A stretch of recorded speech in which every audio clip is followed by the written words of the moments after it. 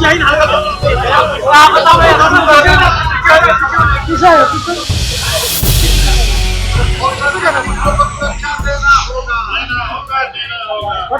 आवाज। नमस्कार, आप देख रहे हैं भारत एक्सप्रेस और मैं हूं आपके साथ आंचल मित्तल। हजारीबाग में मंगलवारी जुलूस पर हुई पत्थरबाजी की घटना के विरोध की गूंज बुधवार को सदन में सुनाई दी। विपक्ष ने सरकार विरोधी नारे लगाए तो सत्ता पक्ष ने ऐसी घटनाओं को साजिश करार दिया।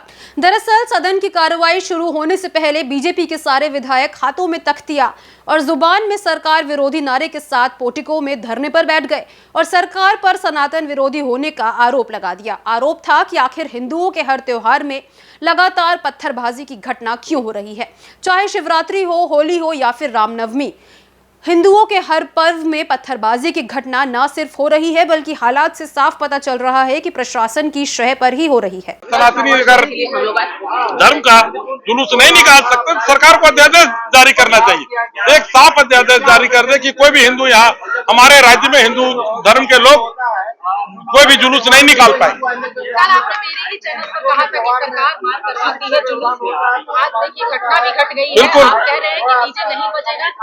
घटना एक सुनिश्चित तरीके से घटी है। घटना से पहले पूरी लाइट ऑफ करा दी गई। प्रशासन कहाँ सोई हुई थी? प्रशासन अगर को क्या पूरे मामले की जानकारी फायरिंग करनी पड़ी, अगर प्रशासन को फायरिंग नहीं करती तो मामला और भयानक रूप ले लिया था। ये सरकार सोई हुई है। आप वहाँ पर मौजूद थे?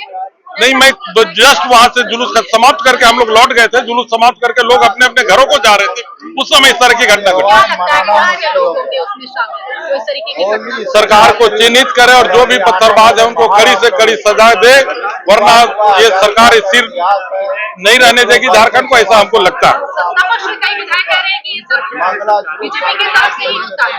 क्यों होता है? आप क्यों नहीं रोक पाते हैं? भारतीय जनता पार्टी कभी हिंसक नहीं हुई है और हिंदू कभी उग्रवादी नहीं हुए हैं, हिंदू कभी पत्थरबाज नहीं हुए। उनको देखना चाहिए। मैं साफ तौर पे बोलता हूँ, हिंदू कभी पत्थर नहीं चलाते। ये पत्थर चलाने और कश्मीर बनाने का काम यहाँ की सरकार कर रही है। सरकार को चेतना चाहिए।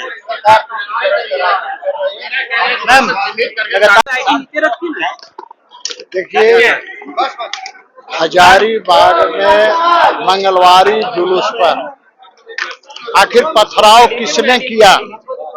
पथराव तो जिहादियों ने ही किया है ना, सो कॉल्ड शांति दूतों ने ही किया है ना पथराव। समस्या है उनको। सनातनियों का कोई भी धार्मिक कार्य में वे पथराव करना अपना कर्तव्य समझते हैं, धर्म समझते हैं। यही दिक्कत है।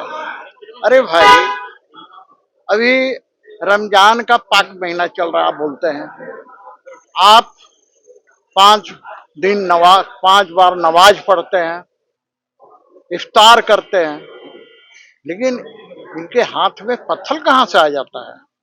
ये जिहादी सुधरने वाले नहीं हैं।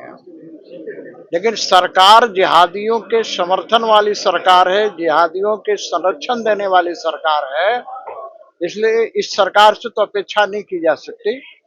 सनातनियों को एकजुट होना होगा। उनका कहना है कि नागपुर लगवाना चाहते हैं। अरे भाई, क्यों राष्ट्रपति शासन? जो मंत्री ऑपरेशन लोटस फेल हो गया, इसलिए जो करके हिंसा करवा रहे हैं। जो मंत्री है ना, वो मूर्ख मंत्री है। इसलिए मूर्ख मंत्री है, उसे पता नहीं है कि 2014 में जब देश के आदरणीय प्रधानमंत्री नरेंद्र मोदी जी बने हैं, अब से एक बार भी किसी प्रदेश में राष्ट्रपति शासन लागू नहीं हुआ है। यदि यही कांग्रेस की सरकार होती तो अभी तक दर्जनों स्टेट में राष्ट्रपति शासन लगा दिया जाता। भारतीय जनता पार्टी लोकतांत्रिक व्यवस्था में विश्वास करती है और यह विश्वास करती है कि राजधर्म होता है किसी भी सरकार का, कि ऐसा कोई भी व्यक्ति चाहे किसी भी धर्म का क्यों ना हो, यदि हुड़दंग मचाता है, इस तरह की कार्रवाई करता है, तो उस पर लगाम लगाए, उससे कड़ाई से निपटे। लेकिन सरकार को तो वोट लेना है ना, इन जिहादियों का वोट सरकार को चाहिए। इसलिए सरकार जिहादियों के समर्थन में हमेशा रहती है, जिसके कारण उनका मनोबल बढ़ रहा है। जेएमएम विधायक का कहना है कि जहां पर बीजेपी के विधायक है उन्हीं क्षेत्रों में इस तरीके के घटनाएं घटती है, क्योंकि रांची के आप भी विधायक है, रांची में भी रामनवमी का जुलूस भव्य निकलता है। अच्छा, एक बात बताइए, आप लोग पत्रकार हैं, कितने दिन से हैं मुझे नहीं पता।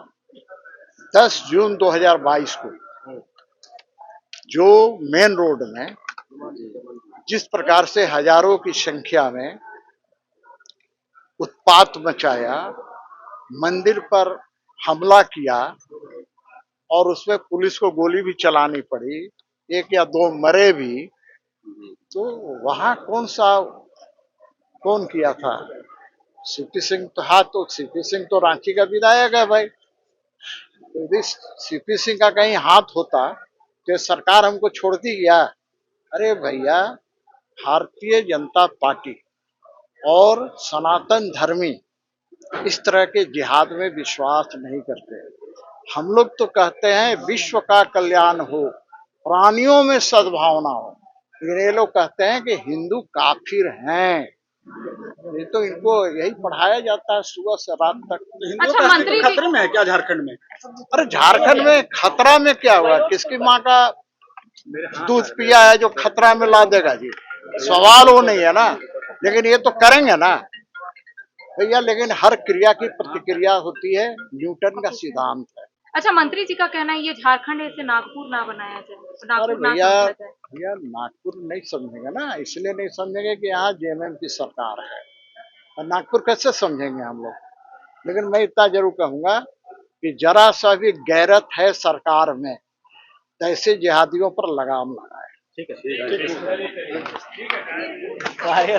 हिंदू अपने धर्म को ना मनाए और उसी का नतीजा है कि इस प्रकार का कार्य हो रहा है।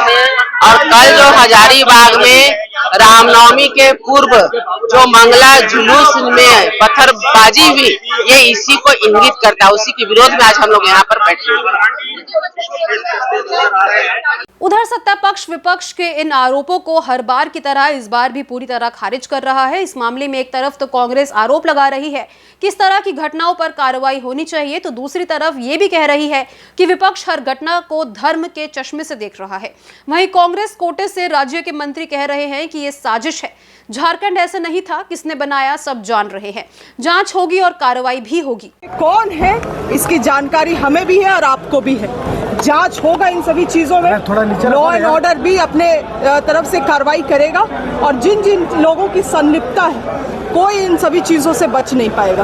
बहुत कड़ाई कार्रवाई की जाएगा, क्योंकि ये राज्य नागपुर नहीं है और ना ही इसको नागपुर बनने दिया जाएगा।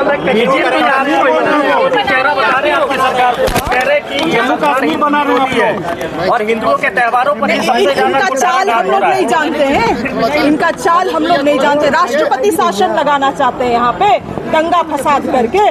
यहाँ के लोग इनको माफी नहीं करेगी। ये केवल दंगा फसाद के लिए जाना चाहते हैं, राष्ट्रपति शासन लगवाना चाहते हैं। राष्ट्रपति शासन लगा। इन लोग जो बहुमत से हम लोग जीत के आए हैं उसको इन लोग पचा नहीं पा रहा है। अब कौन सा ऑपरेशन चलेगा? लोटस ऑपरेशन भी यहाँ काम नहीं आने वाला है। ये लोग अब राष्ट्रपति शासन लगाना चाहते हैं यहाँ पे, और इसीलिए, और वो भी ऐसा नहीं है कि हमें सत्ता से निकाल के, इस राज्य के लोगों को जला के, इस राज्य के लोगों के बीच में दंगा फैला के यहाँ पे ये लोग राजनीतिक रोटी सेकना चाहते हैं। अगर पत्थरबाजी करते हैं आम लोगों को तो निश्चित ही ये गलत चीज़ें हैं, इस पे एक्शन होना चाहिए और हमारी सरकार जो है इस पे बिल्कुल एक्शन लेगी और जो भी दोषी हैं उनको सामने लाया जाए। लेकिन हिंदुओं के त्योहार को टारगेट किया जा रहा है, ये कह रहे हैं हिंदुओं के त्योहार को। देखिए, विपक्ष जो है ना, बीजेपी का यही काम ही है कि किसी भी जो गलत काम हो रहा हो, कोई भी अपराधी हो, उसको वो धर्म और जाति का चोला पहनाते, ये इनका काम है। आप इनसे पूछेंगे कल हजारीबाग की घटना निंदनीय है या नहीं? बिल्कुल निंदनीय है, हम लोग इसकी घोर निंदा करते हैं और इस पे एक्शन भी होगा। हमारी सरकार इस पे एक्शन भी लेगी। झारखंड को कश्मीर बना दिया आप लोग, पत्थरबाजी लगातार। ये विपक्ष कह रही है ना, ये सारे शब्द जो है ना वो उन्हीं के यहाँ से निकल के आएंगे, ठीक है। ये वही लोग, ये चोला जो होना है, देखिए अपराधी का कोई जाति और धर्म नहीं होता है, ठीक है। हर कहीं अगर ऐसी कोई भी गलत घटना हो रही है तो उसकी जवाबदेही हम लोग लेते हैं।